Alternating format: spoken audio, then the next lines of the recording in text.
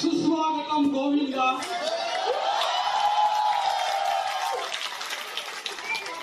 स्कूलच्या चावडीत आणि इम्पॅक्ट 2017 च्या तालमीत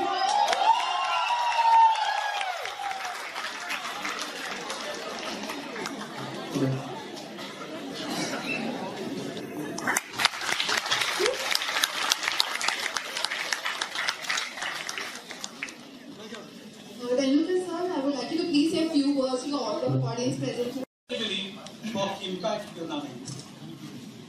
This Impact started in 1993. Initiative taken by our young dynamic director who happened to be student at that time in 1993. He is 91-93 batch. So that's the first year. And what is this acronym? Impact. It's a metaphor. Inter, MMS and PG, that is IM across the ground, Matungga Gymkhana ground, practicing. It was in 2002, June, we shifted to this particular Matungga campus. And since then it is across, as I call it in Tendulkar style, Katte ke us paar.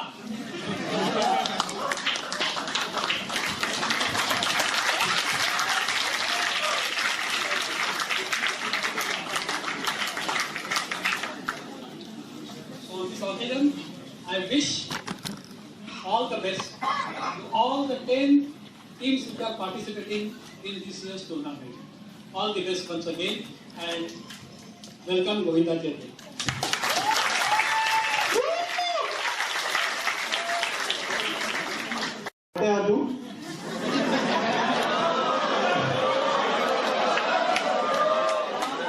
Trailer देखा नहीं तूने?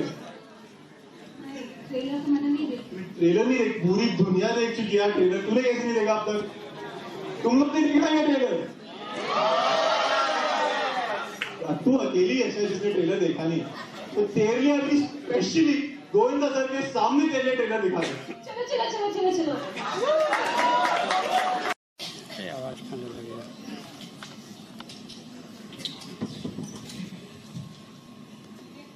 आदरणीय टेंडुलकर जी, प्रणाम। और यहाँ पे आए हुए साथ में बहुत अच्छे, हाँ वीडियो हो है सकता हूँ। अच्छा, आपका माइक ठीक से चल नहीं रहा है।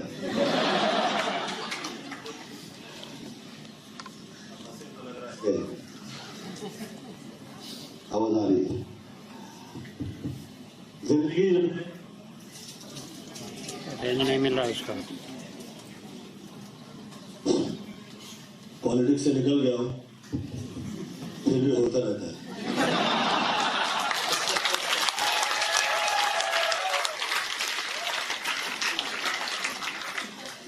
हम लोग यहाँ पे जिस वक्त हम लोग गाँव में हुआ करते थे, मैं क्षमा मांग के कहना चाहता हूँ टेंडुलकर साहब, हम लोग बहुत खिंचाई करते थे प्राध्यापकों की और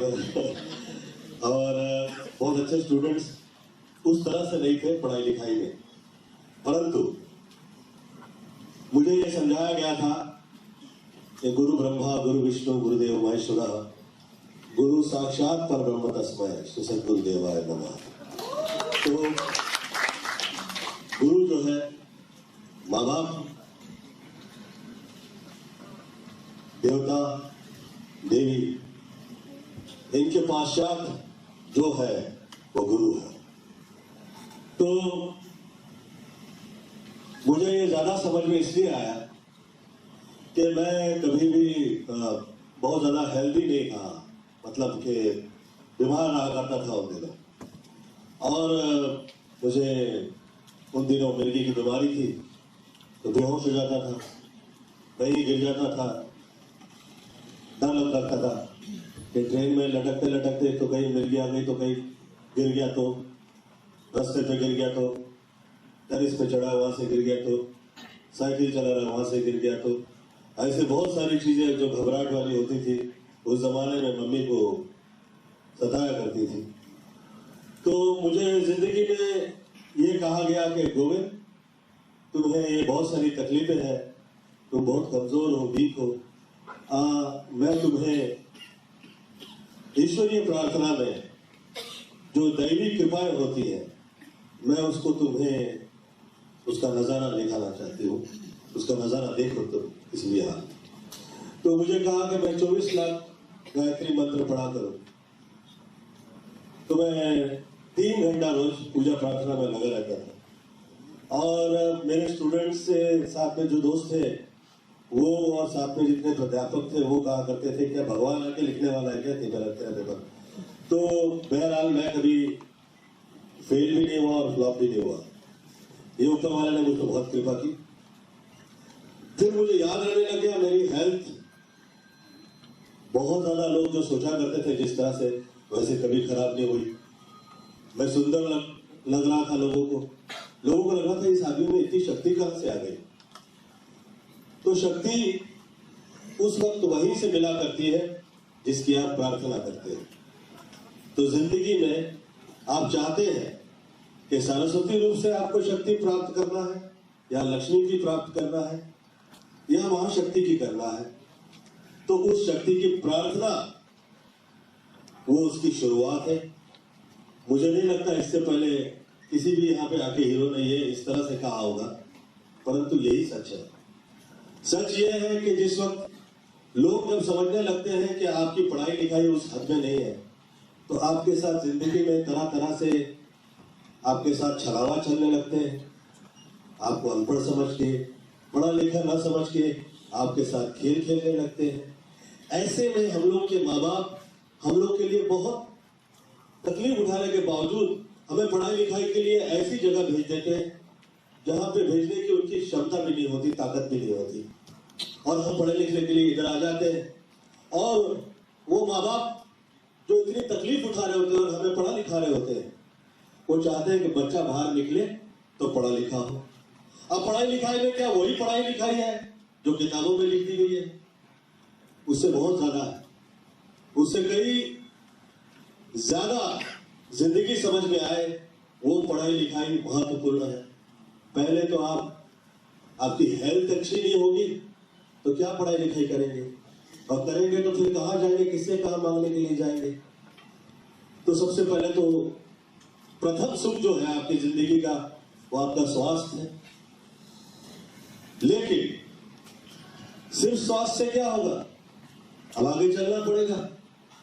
फिर ऐसी कई शक्तियों से आपकी मुलाकात होगी जिसमें आपको समझ में आएगा कि आप इस पूरे इतने बड़े विश्व में आप कुछ भी अपने आप पे गर्व करें, या ये सोचने लगे कि आप बहुत कमाल है या आप में कोई बहुत ज्यादा कमाली है, ऐसा कुछ भी नहीं है। मेरा ऐसा सोचना है कि सदैव देवी कृपा जो है और वो जो शक्ति की कृपाएं आपके साथ हुआ करती है, उसके वजह से आप जिंदगी में कामयाब हो जाते हो।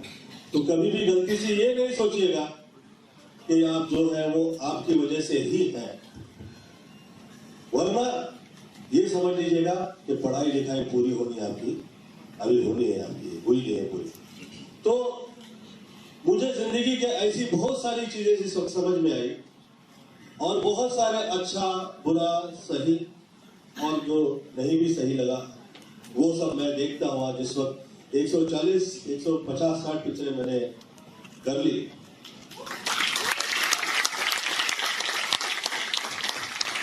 तो मुझे ये समझ में आया कि जिंदगी हम जो देखा करते हैं उससे बहुत ज्यादा बियॉन्ड है, उसके बहुत आगे है।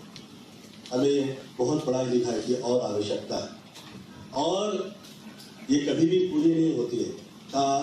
पूरी जिंदगी आप पढ़ाई लिखाई करते रहते हैं, और ये जिंदगी जो है अभिनय प्रधान है। हम लोगों को लगता है कोई अच्छी एक्टिंग कर रहा होता है ये थोड़ा सा ड्रामा करता है, नाटक करता है, हम कहते क्या एक्टिंग कर रहा है यार, कितना ड्रामा कर रहा है ये आदमी, और ये क्या, ये लेडी क्या कर रही है ड्रामा, ये क्या समझा रही है। परंतु सच ये है, हमें पता चले या ना चले, आप जिंदगी में, आपकी जिंदगी के आप हीरो हैं, और माँ बाप आप लोगों से वही उम्मीद करके आपको यहाँ पे भेजे हुए हैं, और यहाँ पे पढ़ लिख के आप आगे निकलोगे, आपकी पत्नी, आपके बच्चों के लिए आप हीरो हैं, इस समाज के लिए आप हीरो हैं। और ये सब हीरो आप उस वक्त हो सकते हैं जिस वक्त जिंदगी का नजारा आप वही तरह से ले रहे हैं जिसमें ये जिंदगी अभिनय प्रधान समझ में आ रही है, दिखाई दे रही है। तो ये जिंदगी जो अभिनय प्रधान है, इसमें जिस वक्त आप राइट डिसीजन लेते हैं तो आप एज अ हीरो बाहर निकलते हैं। ये खास तौर पे जो फिल्म जिसका टाइटल आ गया हीरो, तो मुझे मेरे दोस्त ने पूछा, यार गोविंदा तुला काय वाटतं, तू 52-53 वर्षी तू आता, तुला काय दाखवायचं लोकांना, ते म्हणे तू हिरो आहे म्हणे, तुला आता या वेळेला तू हे स्टंट्स करू शकतोस आणि हे डायलॉग्स गाणी हे सगळं तू करू शकतोस, तुला दाखवादाखी करायची की काय। बोला देखिए भैया, ये दिखावाबाजी से मैं बाहर निकल आया हूँ, उसी वक्त बाहर निकल आया जिस वक्त मैं पॉलिटिक्स से बाहर निकल आया। और ये भी नहीं कहूंगा कि मैं पूर्णतः साधु या धर्मात्मा उस तरफ भी निकल गया, क्यों झूठ कहने का किसी, भाई एक्टर आदमी हूँ, हीरो आदमी हूँ, जो हूँ वो हूँ। अब तो खासतौर पे विराट से तो वो सोचना पड़ता है। तो मुझे ऐसा लगा कि ये जिंदगी अभिनय प्रधान है, अब इसमें एक्ट हो रहा है, और ये जो समझ में आया है हम इसी पे चित्रपट निकालेंगे, और ये चित्रपट का टाइटल होगा आ गया हीरो। आ गया हीरो यंगस्टर्स के लिए है, जिसमें यंगस्टर्स ये समझ पाए, जिंदगी के अभिप्राय प्रधान के उस जगह का नजारा ले पाए, जिससे जिंदगी में आगे कभी तकलीफ नहीं आए। थोड़ा सा सूक्ष्म दृष्टि से आप लोगों का इसको ये पिक्चर देखनी पड़ेगी, क्योंकि आप लोगों के ये समझ में आए कि ये नजारा क्या कमाल का है। उस वक्त एज ए हीरो आप बाहर निकलेंगे। इससे ज्यादा मैं क्यों रामदेव बाबा जैसा स्पीच नहीं दे सकता हूँ। तो कहेगा देखो फिल्म लाइन का आदमी है, कामदेव है और रामदेव दिखा रहे हैं। मेरा ऐसा सोचना है कि पेड़ से हर चीज समझते हुए जिस वक्त आप राइट डिसीजन लेते हैं, आप एज ए हीरो बाहर निकलते हैं, और वो हीरो आप में है। We all start from zero, take a right decision, be a hero is the thought. इस फिल्म की खासियत यह है कि इसमें सारे डायलॉग लगभग और फिल्म के 5 गाने मेरे लिखे हुए, और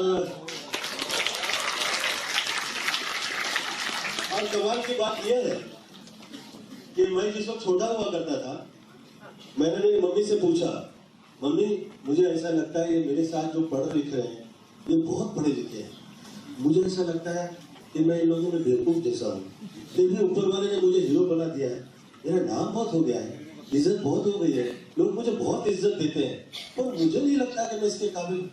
मुझे ऐसा लगता है कि मैं पढ़ रहा हूँ, समझ रहा हूँ, ये लोगों की तो भाषा ही इतनी अच्छी है कि जिस वक्त मैं भाषा पे पुनः विचार करता हूँ तो मुझे ऐसा लगता है अरे वाह मैं तो बेवकूफ हूँ, और ये क्या पढ़े लिखे, अरे कमाल है यार, इतनी छोटी एज में कैसे ये सब समझता है।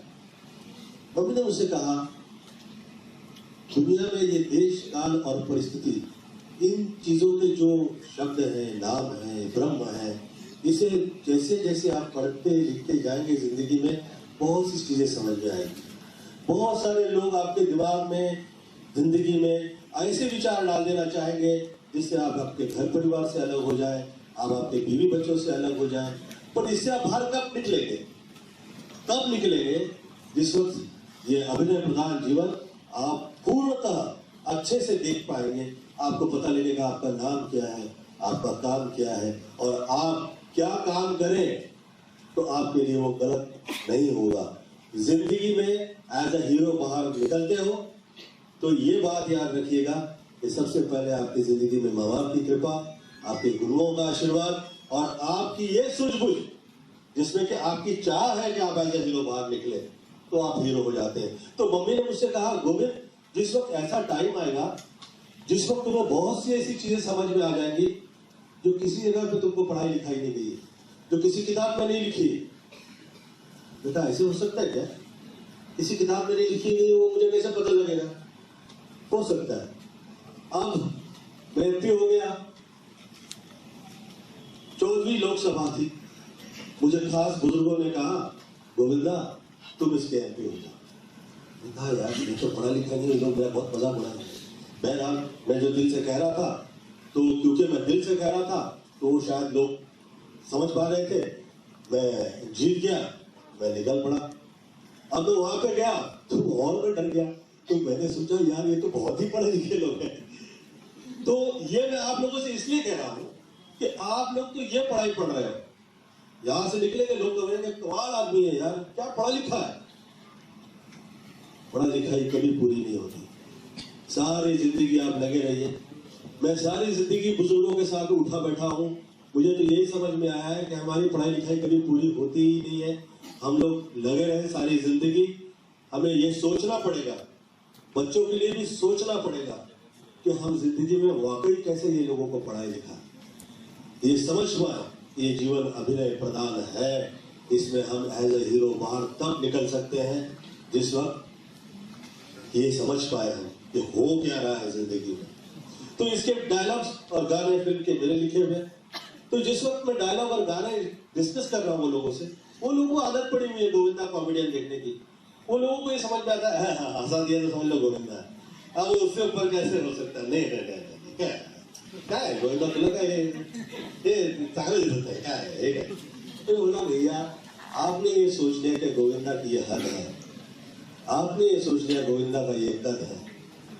वैसे तो मेरे घर परिवार के भी बहुत सारे सदस्य इसे कहा करते थे, तू हीरो तू यहाँ से विलन से निकलेगा, हाँ, और वहां जाएगा और वहां पे हीरो हो जाएगा, तुझे ऐसा लगता है? डर जाता था मैं, सोचने लगता था कि यार मैं चाह रहा हूं ये होगा क्या कभी जिंदगी में। चाह जो होती है वो आपकी जिंदगी की पहली राह होती है। आप चाह करते हैं तो वहां से राह जो है आपकी शुरुआत हो जाती है। तो पहले तो जिंदगी में आपके चाह चाहिए, वो आपकी जिंदगी की वो शक्ति है जिस शक्ति की वजह से कल्पनाएं जाग जाती है। और इस चाह की राह में मतलब कि इच्छा की देवी साथ हो जाए तो फिर कल्पनाओं की देवी साथ हो जाती है, और जहां पे कल्पना आ जाती है वहां ऐसे बहुत सारे चित्रपट निकलते रहते हैं। तो मैं आप लोगों से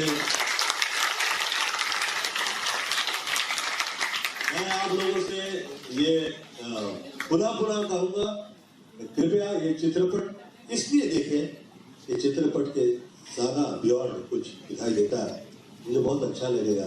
जो मुझे ऐसा लग रहा है कि मेरी पढ़ाई लिखाई अभी तक पूरी नहीं हुई, चल रही लगा हुआ हूँ, पढ़ने जा रहा हूँ, और मुझे अब ऐसा लग रहा है तो आप लोगों को कैसा लगा होगा। अच्छा भाई मुझे किसी को तकलीफ देने का क्योंकि यहाँ पे प्लानिंग नहीं है तो गोविंदा इतना सोच रहा है तो आपको कितना सोचना पड़ेगा, ऐसा नहीं सोचो प्लीज प्लीज, ऐसा नहीं सोचिएगा।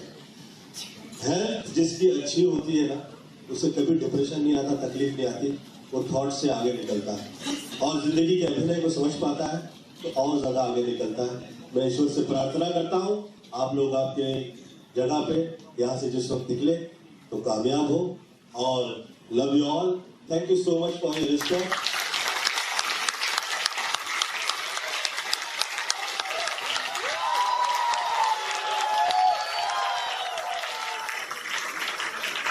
ओम विश्वानिदेव सवित दुरितानि परासवयत् भद्रं तन्नासो ब्रह्मकं गजामहे सुगंधिं पुष्टिवर्धनम् उर्वारुकतन्द्रात् मृत्युर्मोक्षमाप्ता। Love you all, thank you.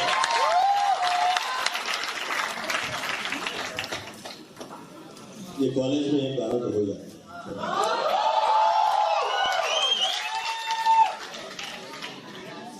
आप जो बहुत ज्यादा पढ़े लिखे हैं और उन्हें ऐसा लगता है कि उनकी पढ़ाई बहुत कमाल की है, ये खास उन लोगों के लिए लिखा हुआ है। अब देखे नहीं तुम हमारा जलवा, हाथ आएगा तेरे का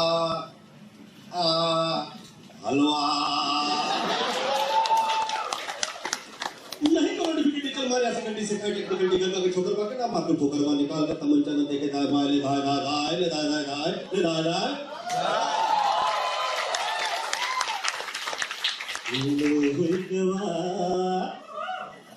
लोहे गवाओ काम जो तुम सोच नहीं सकते अब होगा ये कमाल अब होगा ये धमाल अब होगा ये बवाल किसे टोक नहीं सकते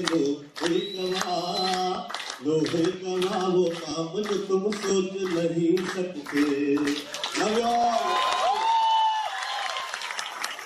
और हाँ भैया यहाँ पे बुजुर्ग हैं आप लोग हैं तो मुझसे शब्द ज्यादा आ गए हैं तो क्षमा प्रार्थना है कृपया गलत पूछना डायलॉग और कहना है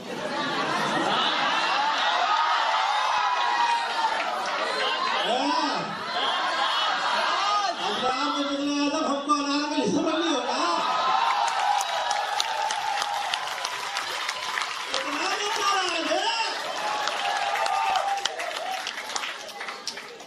नित्यम कर्म कर्मभूमि चपाटम चपाटम प्रत्यक्ष प्रकट कर स्वामी अचूक वाणम प्रयोजन प्रयोगम घुसणाम जबाम तो निकले मामा जब समझम के ना समझम तो ऐसा समझाओ कि तोरा बाप का रंग कहा था उसमें पुलिस वाला डॉन जिस वक्त आपने वो लूंगा है जिस वक्त मैं अब अभिनय प्रधान है तो उसमें एक्टिंग कर रहा हूँ और दिखा रहा हूँ कि भैया मैं कमाल हूँ और आप मुझसे आपको डरना पड़ेगा तो उसमें अब उस अभिनय में जिस वक्त एक्ट कर रहा होता है आदमी तो लोग तो जल्दी से किसी से डरते डरते तो है नहीं भैया वो तो आप कितना भी कह दीजिए उन्हें भैया हम क्या है और कैसे है तो उसमें जिस वक्त लोग आपसे खासतौर पर इम्प्रेस ना हो रहे हो या उन्हें ऐसा लग रहा हो कि यार अभी ड्रामा कर रहा है इससे तो उसमें वो सवाल मुझसे पूछते हैं क्या नाम है तेरा तो मैं कहता हूँ नाम पूछने से पहले डायपर तो पहन लो साहब क्या तुम्हारा बाप करेगा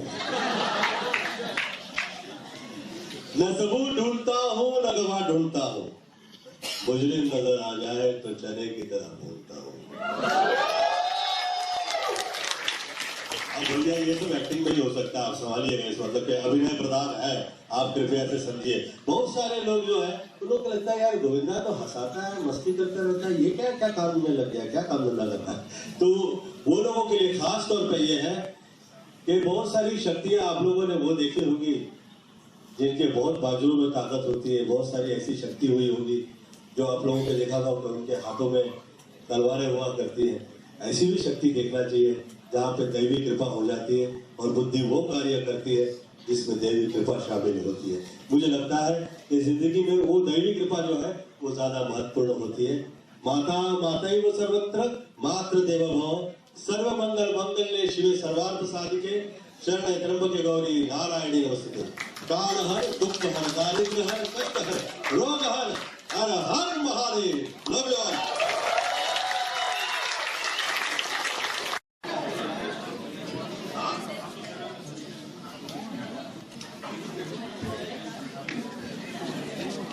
सर लोगों को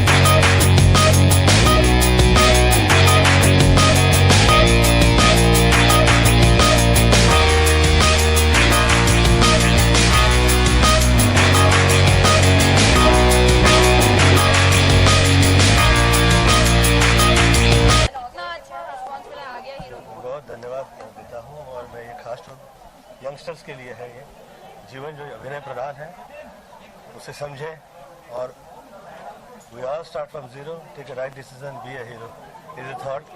ये खास तौर पे यंगस्टर्स के लिए है, बहुत महत्वपूर्ण है उनकी ये सोच कि एज अ हीरो वो कैसे बाहर निकले, क्योंकि वो माँ बाप के लिए, भाई बहनों के लिए, अपने उनके निजी जीवन के लिए ये बहुत महत्वपूर्ण है कि एज अ हीरो जो है वो बाहर निकल पाए as a hero.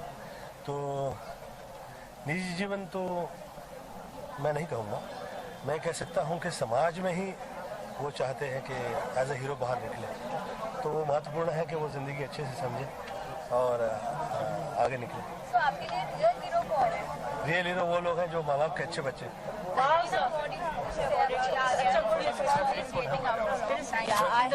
like really excited for the release of the film and looking forward for the release. And when you're coming back on screen? Very soon. Very soon. Thank you so much. Thank you.